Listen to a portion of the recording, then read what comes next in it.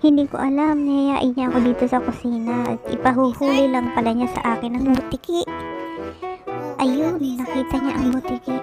Gustong gusto niyang kunin. Sabi niya sobrang cute daw. Ay pinahuhuli niya sa akin. Abay anak, ang mama ay takot sa butiki. Hindi ko kayang hulihin yan. Kung gusto mo, ikaw na lang. Lumabas doon sa labas para mahuli ang butiki na yan. Abay, naloloko na tong batang to. Gusto niya talagang kunin yung butiki. Ewan ko ba't cute na cute siya sa butiki na yan.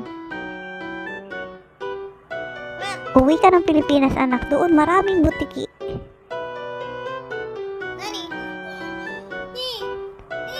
Hindi ko alam ang gagawin ko sa kanya. Talagang kinukulit niya na hulihin ko ang butiki na yan. Abay, mangyari